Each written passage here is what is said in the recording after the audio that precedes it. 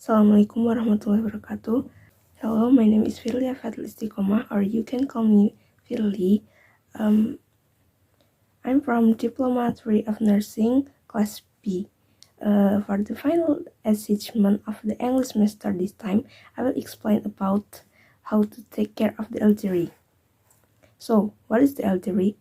According to the Ministry of Health, the elderly are those who are over 60 years old and above. The elderly need special attention due to the increasingly weaker physical abilities and the various diseases of the elderly that may be suffered. The following are some things that are important to pay attention to in caring for the elderly.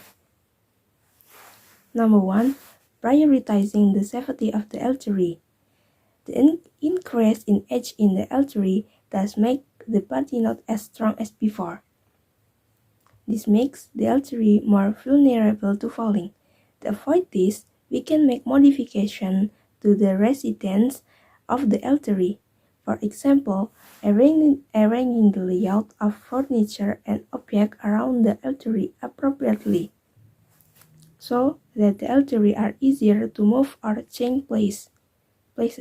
Make sure the items needed and used daily are easily accessible to the elderly to minimize the possibility of the elderly losing their balance until they fall.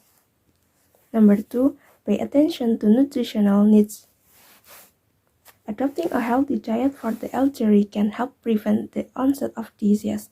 To meet the nutritional needs of the elderly, we can do this by including fruits and vegetables in the daily menu to meet the daily vitamin and mineral needs of the elderly.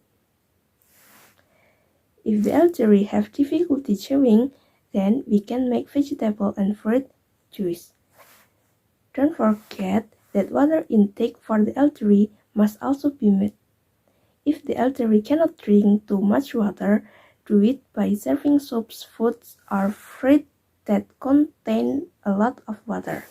Number 3, meet other needs. We also need to meet the needs of other elderly people. For example, we need to help the elderly to shop for their needs, do housework, and accompany them while they are in the house.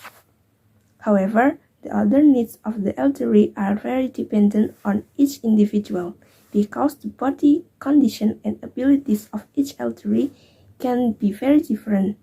For example, there are elderly people who must be fed while eating. Some can still eat by themselves.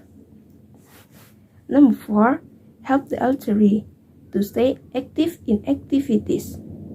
The elderly who spend too much time alone at home without doing activities, which means that they tend to easily feel lonely, isolated, to mental health disorders in the elderly such as depression and stress.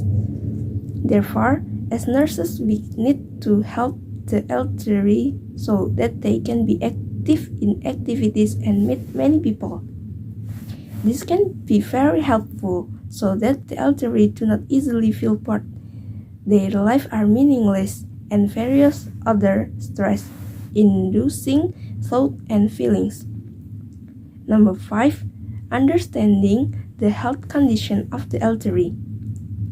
As nurses, we certainly have to fully understand the health condition of the elderly to be prepared for the various possibilities that occur.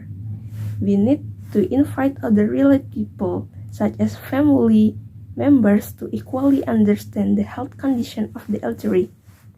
This is because it is possible that they will one day take care of it. Not to forget, we also need to make sure whether the care we do for the elderly is in accordance with their needs. Number 6, create a schedule with other family members. If we carry out joint treatment with other family members, try to draw up a schedule to alternately caring for and caring for the elderly.